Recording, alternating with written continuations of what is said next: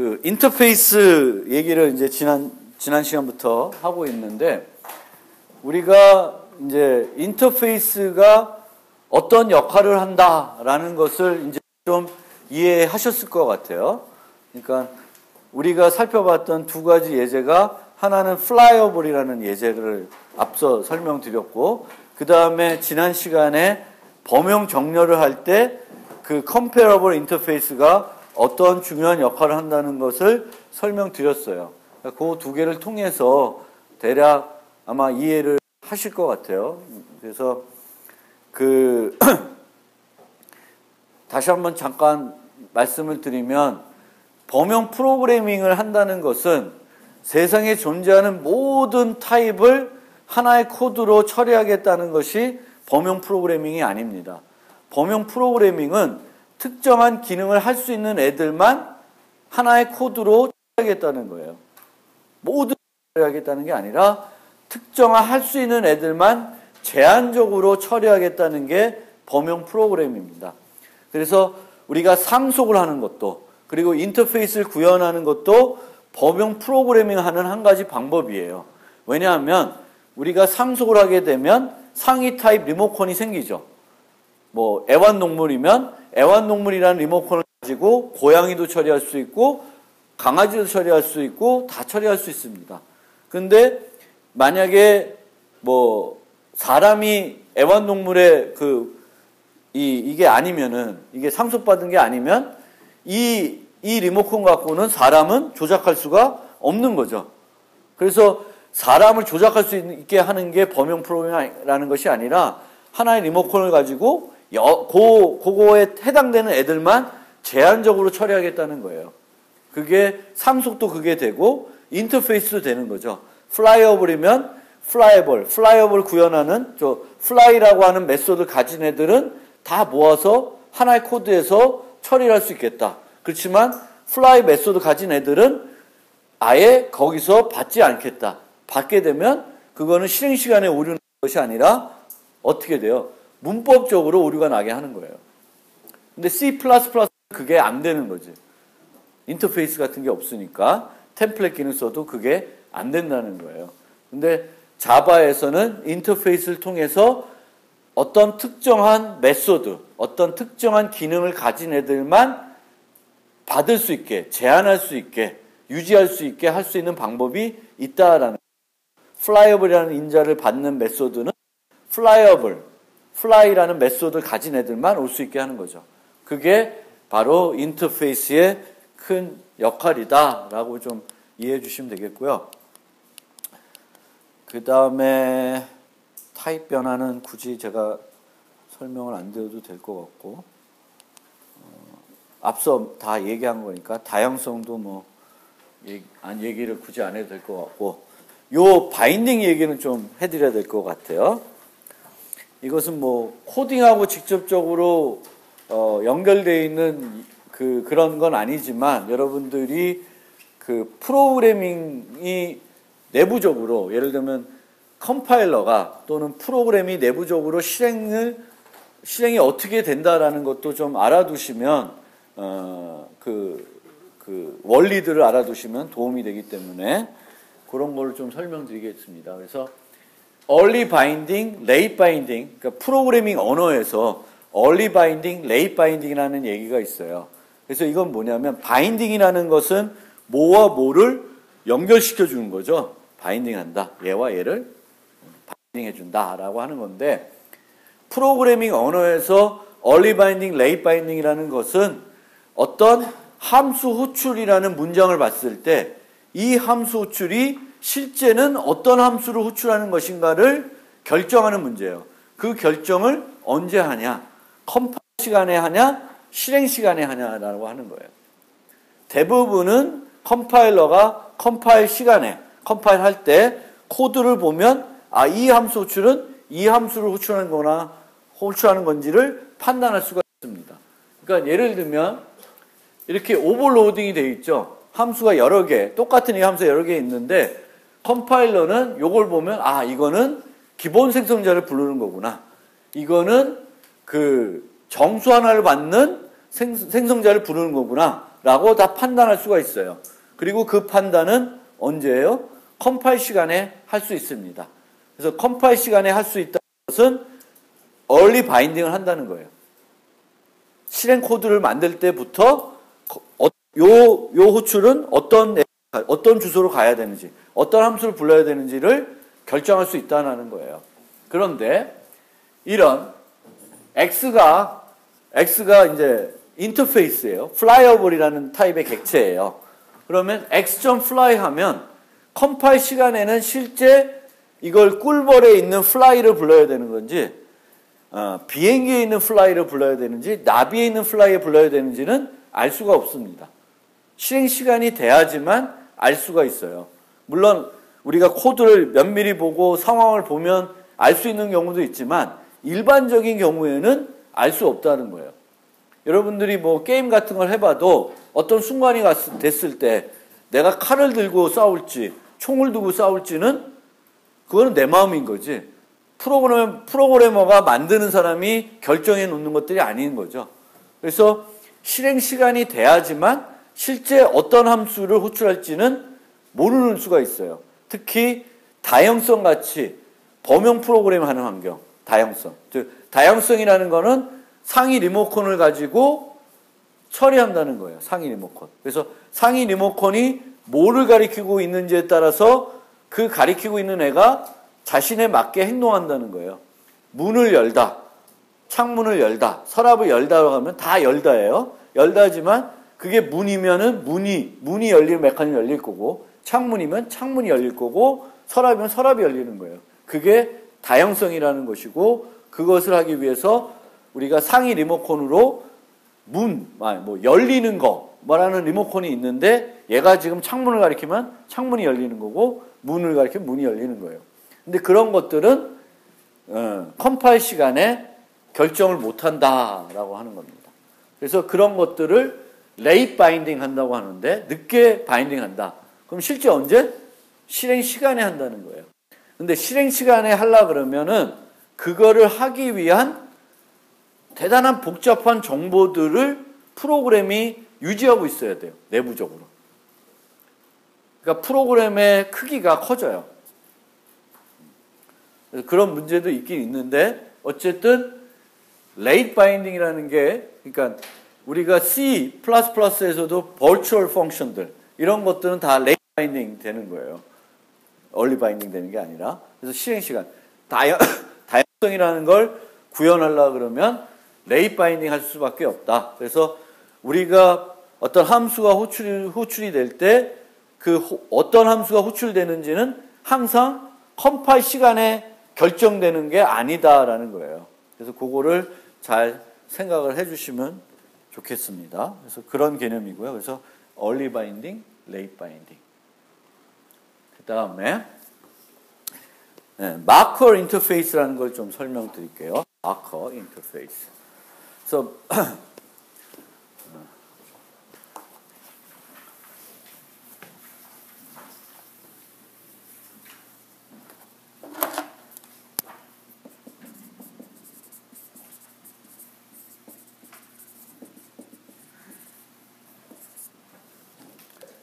인터페이스를 하나 만드는데 인터페이스 안에다가 메소드를 하나도 선언 안 해요.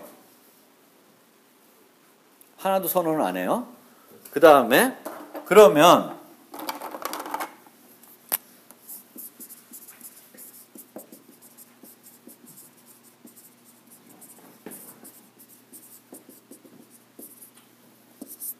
이 A라는 클래스가 상징하는 인터페이스를 구현하면 의무적으로 해야 되는 게 있어요, 없어요?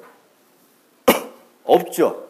보통은 원래 여기에 뭐 F라는 게 있으면 얘도 반드시 F라는 걸 정의해야 됐죠. 근데 여기에 아무것도 없으면 여기도 해야 할 일이 없는 거예요. 이런 애가 어떤 용도가 있을까요? 이런 애가 어떤 용도가 있을까? 어떤 용도가 있을까요? 이런 애가. 이런 애가. 우리가 A라고 하는 뭐 객체가 있어요. 그러면 우리가 이 A라는 객체가 어떤 타입인지를 검사할 수 있습니다. 인스턴스 of라고 하는 연산자도 있고 뭐 다양한 방법이 있어요. 근데 인스턴스 of라는 연산자가 있는데 이 A라고 하는 객체가 A 타입인지도 검사할 수 있고 상진이라는 타입인지도 검사할 수가 있어요. 그 얘기는 A라고 하는 객체는 A라고 하는 리모컨에도 유지할 수도 있고 상진이라는 리모컨에도 유지할 수가 있죠. 그거를 우리가 검사를 할 수가 있어요. 그 검사를 보통 언제 할까? 이게 이 타입인가 아닌가? 검사를 언제 해볼까요? 타입 변환을 혹시 해야 될 때 내가 변화하고 있는데 실제 변환 가능한지를 보고 나서 대입해야 되겠죠. 변환도 안 되는 애들 막 대입해버리면 어떻게 돼? 그 변환이 안 되겠죠. 클래스 케이스 익셉션이라고 하는 예외가 발생을 해버려요. 그래서 우리가 보통 타입 변환할 때는 타입 변환하기 전에 실제 변환이 되는 건지를 보게 됩니다. 그래서 그런 거를 할 수가 있어요. 즉 이렇게 만들어 놓으면 A라는 객체가 A뿐만 아니라 상진 타입인지를 검사할 수 있습니다. 그러면 A라고 하는 게 저렇게 빈 상진이라는 타입임을 검사해가지고 얻을 수 있는 게 뭐가 있을까요? 아, 김상진이 맞는 거구나. 그런 거는 실제 프로그램 할 땐 필요가 없겠죠. 근데 어떤 클래스가 어떤 특성을 가질 수 있어요. 근데 그 특성을 갖기 위해서는 뭘 구현해야 되는 것이 아니라 뭘 어떤 메소드 같은 걸 뭔가를 구현해야 되는 것이 아니라 뭔가 우리가 어떤 절차에 거쳐서 어떤 기능이 되게끔 우리 걸 잘 봤더니 얘는 그렇게 해도 아무런 문제가 없는 애다라고 우리가 생각할 수도 있겠죠. 설명이 좀 그런가? 예를 들을게요. 예를. 그러니까 마커 인터페이스라고 하는 애는 마킹 한다는 거잖아요. 마커 인터페이스라는 거는 이렇게 인터페이스는 정의가 되어 있는데 거기에 그 메소드 선언이 하나도 없는 거예요. 그걸 통해서 우리가 그런 마커 인터페이스, 예를 들면 A가 serializable이라고 하는 애를 구현했다라고 하는 것은 뭘 주장하는 거냐면 내 객체, 내 A라고 하는 클래스의 객체들은 파일 시스템에 통으로 덤핑해가지고 저장을 해도 아무런 문제가 없다라는 것을 내가 선언해 주는 거예요. 이 serializable이라고 하는 것은 객체들을 파일 시스템에 저장할 때 사용을 하게 돼요. 그래서 serializable 한 애들만 그 어떤 코드를 가지고 쉽게 파일 시스템에 저장을 해줍니다. 객체들도 우리가 저장했다 다시 불러들여서 프로그램을 할 수가 있어요. 그러니까 우리가 실행하다가 어떤 순간에 중단되면은 거기에 지금 현재 있던 객체들을 몽땅 파일 시스템에 저장한 다음에 실행하면 파일 시스템에 있는 객체들 쫙 불러들여가지고 그 상태에서 다시 프로그램을 진행시킬 수가 있잖아요. 그런 거를 할 때 이제 객체들을 파일 시스템에다가 저장을 할 수가 있는데 파일 시스템에 객체를 저장할 때도 이 객체를 저장한다는 게 상당히 쉬운 문제는 아니에요. 여기에서도 등장하는 게 딥 카피, 샬로우 카피라고 하는 개념들이 나와요. 딥 카피, 샬로우 카피. 복사 생성자, 복제 이런 거 할 때 그러니까 우리가 자꾸 너무 복잡한 얘기를 하는 것 같아서 마커 인터페이스 설명하는데 근데 뭐 어쨌든 이런 객체가 있으면 저장할 때도 얘와 얘를 다 저장해야 되죠. 그렇죠? 이게 객체면은 얘를 파일 시스템에 저장하면은 이 통을 저장해야 돼요. 이 통을. 그리고 만약 복제를 한다 그래도 통으로 복제를 해야 되지. 왜냐하면 통으로 복제를 안 하면 이런 현상이 되죠. 그렇죠? 그래서 복제할 때 예를 들면 사람을 복제했는데 한 사람이 화장실 가면 다른 사람도 따라가야 되는 그런 문제가 이제 부작용이 생기는 거예요. 복제할 때도. 그래서 딥카피, 샬롯카피도 이 개념인데요. 저장을 할 때는 거꾸로 문제가 생길 수 있어요. 이런 모습을 하는 애를 저장을 하는데 이렇게 저장을 해버릴 수가 있어요. 그럼 어떻게 돼? 나중에 갖고 나오면 얘가 다른 애들을 갖고 놀게 되죠. 그래서 이 저장하는 것은 상당히 객체들을 파일 시스템에 저장하는 것은 딥카피, 샬롯카피와 같은 건데 되게 복잡해요. 간단한 문제가 아니에요. 그래서 내 거는 그냥 원시 타입들만 돼 있고 뭐 불변 객체들만으로만 그 내부가 구성되어 있기 때문에 그냥 통으로 덤핑을 해서 메모리에 저장해도 아무런 문제가 없다라고 생각되면은 그냥 implement serializable 해놓는 거예요. implement serializable를 해놓는다고 해서 뭔가 내가 F, G 뭐 이런 함수들을 만들 건 없어요. 그냥 내가 판단했더니 내 거는 그냥 파일 시스템에 통으로 저장해도 문제가 없다라는 걸 선언해 주는 거예요. 그런 정도로 이제 마커 인터페이스라는 것을 쓸 수가 있다. 어떤 특징이 있는 건데 예를 들면 10개의 객체 중에 한 5개는 뭔가를 어떤 특별한 용도로 뭔가 있어요. 근데 걔가 뭐 메소드 구현하는 거 아니야. 그러면 그런 걸 나타내는 인터페이스 하나 만들어서 그냥 implement 넣어놓으면은 걔네들하고 얘네들을 뭔가 구분해낼 수가 있겠죠. 얘네들은 상진 인터페이스 구현하지 않을 거고 5개는 상진을 구현하고 있을 거예요. 그러면 그렇게 구현하는 애들은 별도로 뭔가 처리할 수 있고 할 수도 있어요. 그래서 그런 용도로도 인터페이스를 쓸 수 있다. 즉 뭔가 어떤 메소드를 만들게끔 하는 게 아니라 어떤 의미를 부여하기 위해서 그룹핑하기 위해서 마커 인터페이스라는 거를 활용할 수도 있다. 그래서 아주 대표적인 게 2개가 serializable, clonable이에요.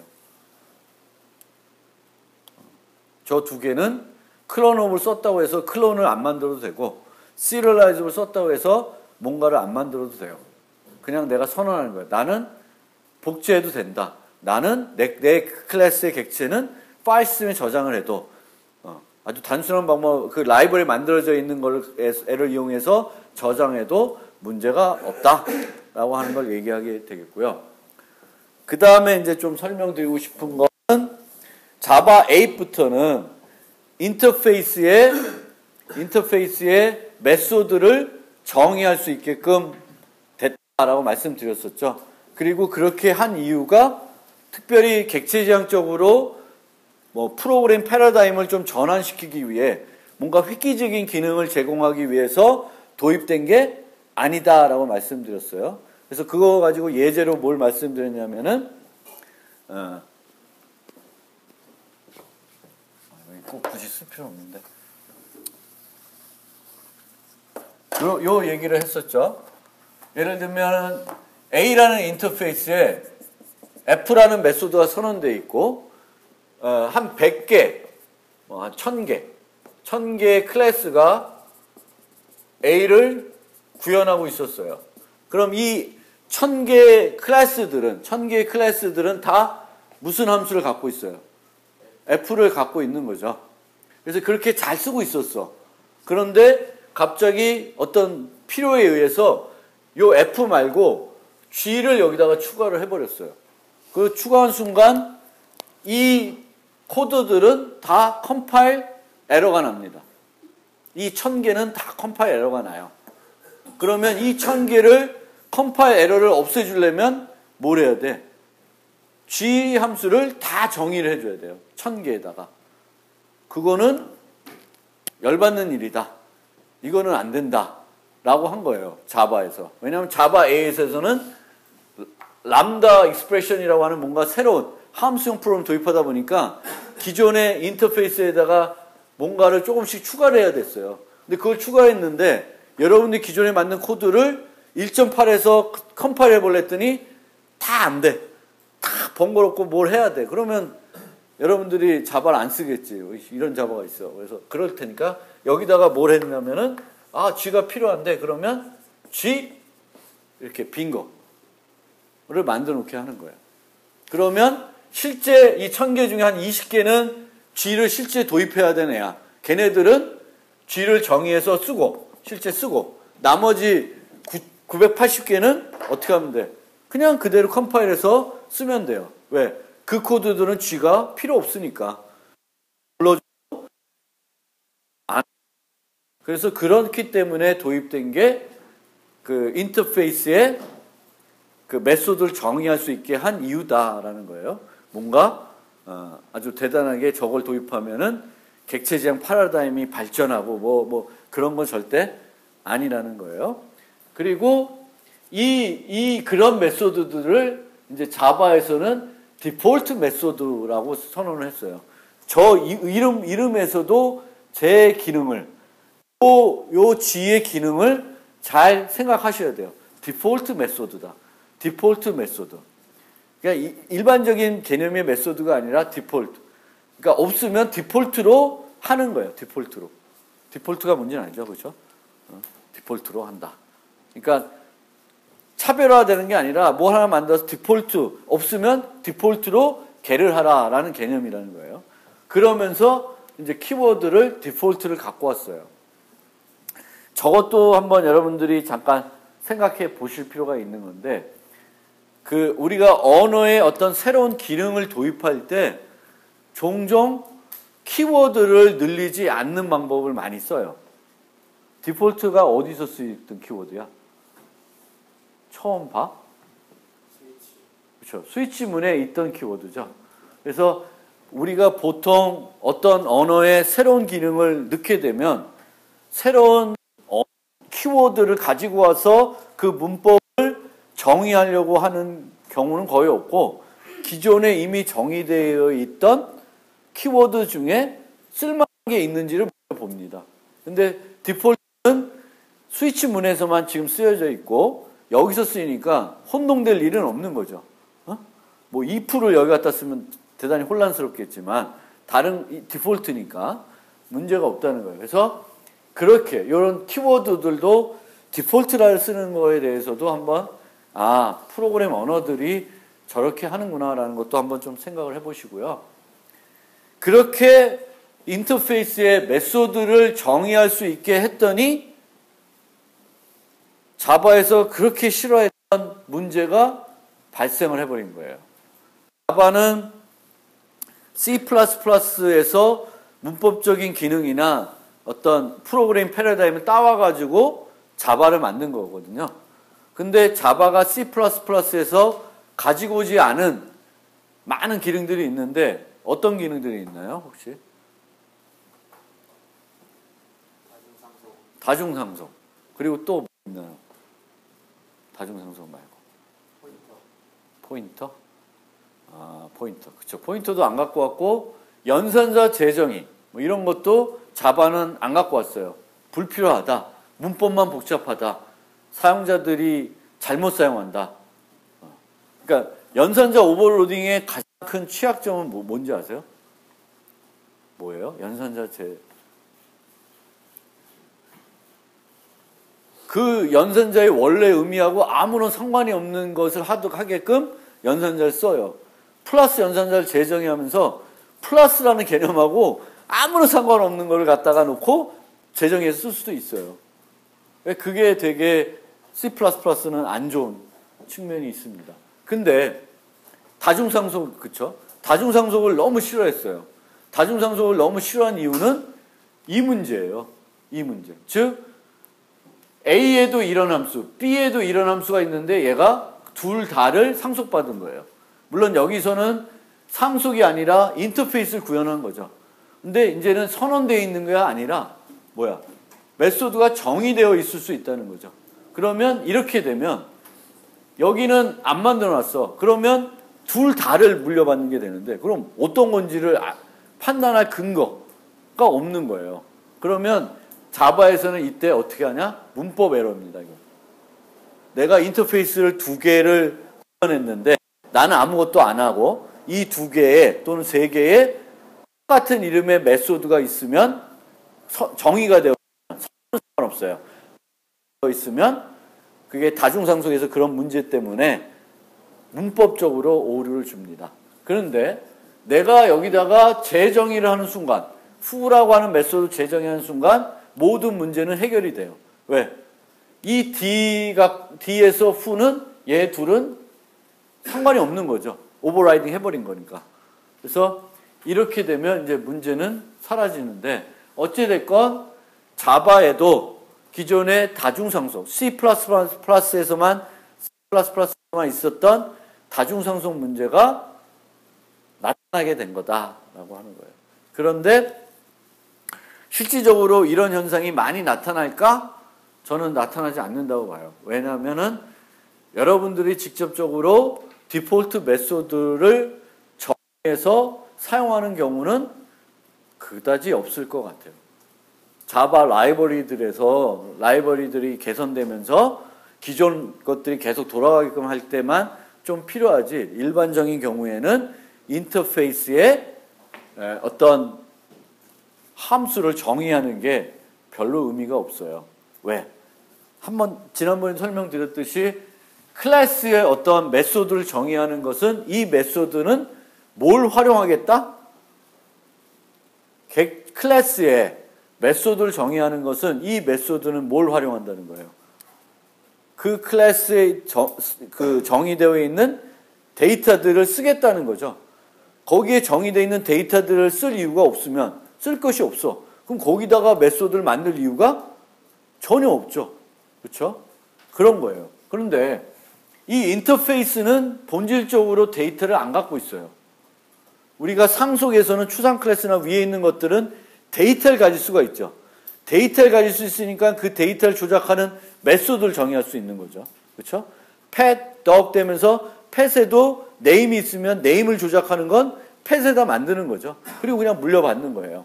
근데 인터페이스는 데이터를 안 갖고 있고, 또 얘가 어떤 애가 나를 구현할지는 사전에 알 수 있는 길도 없죠. 그래서 이 안에다가 어떤 의미 있는 코드를 만들기는 거의 불가능하다고 보시면 돼요. 그래서 그런데 한 가지 그래도 사람들이 찾아내더라고. 책 보니까 예제가 있어. 디폴트 메소드를 이렇게 쓰면 효과적으로 쓸 수 있다라고 예제를 제가 찾았어요. 그래서 이 예제를 보시면, 자, 이런 거는 가능하다. 이 정도 수준까지는 디폴트 메소드를 써서 가능하다는 거예요. 보세요. 무브볼이라고 하는 인터페이스가 있는데 좌표를 갖고 있는 거예요. XY 좌표를. 그래서 XY 좌표를 열로 막 움직일 수 있는 거예요. 그러면 이런 무브볼은 XY 좌표를 가지고 있어야 되겠고, 그 XY 좌표를 바꾸는 인터페이스, 그리고 현재 XY 좌표를 알아내기 위한 메소드를 갖고 있어야 된다고 해서 이 네 개를 만들어 놓은 거예요. set x, set y, get x, get y. 뭐 괜찮죠? 그런데 만약에 내가 move 요 좌표를 여기서 플러스 5, 마이너스 5만큼 가고 싶다. 그거를 이제 구현하라 라고 하면 클래스에서 이제 구현할 수도 있는데, 이렇게 디폴트 메소드로도 구현할 수가 있다라는 거예요. 즉, 요 코드는 실제적인 데이터에 하나도 접근하지 않고 뭐만 해? 함수 호출. 그 함수도 어디에 정의되어 있는 함수예요? 인터페이스에 선언되어 있는 것들만 가지고 구현하는 거예요. 즉, get x 하면 현재 위치 갖고 올 수 있겠죠? 거기다가 델타 x, 요만큼 움직이겠다. 더해주면 새로 가야 될 좌표들을 계산할 수 있고, 그 좌표들을 set x, set y 해주면 새로운 좌표로 뒤에 누가 오든, 렉탱글이 오든, 뭐 서클이 오든 다 거기에 통용돼서 될 수가 있다라는 거예요. 아주 흔한 예제는 아닌데 이 정도까지는 할 수 있다. 그러면 이렇게 무브 만들어 놓으면 밑에 오는 애들은 무브 안 만들어도 되겠지. 그렇죠? 다 쓸 수 있어요. 인터페이스에서. 그래서 뭐 그렇게 흔한 예제는 아니고 이런 거를 만들까 고민하지 마세요. 그렇지만 인터페이스의 디폴트를 가지고서도 뭔가 의미 있는 코드를 작성할 수도 있다라는 거죠. 의미 있는 코드를 작성할 수 있다. 그런데 대부분의 코드는 이 수준이에요. 이 수준. 빈 메소드이거나 그냥 예외를 발생하게. 얘는 리턴 값이 뭐예요? 보이드죠. 보이드는 빈 메소드 해놔도 되는데 문제는 이런 애예요. 이건 뭐예요? 반환 값이 있죠. 그럼 이거 빈 메소드로 만들어 놓을 수 있어요? 빈 메소드 만들 수 있어요? 없죠. 최소한 뭐가 있어야 돼? 리턴 널은 있어야 되지. 근데 리턴 널로 기본 메소드 만들어 놓기에는 그건 너무 무책임한 거예요.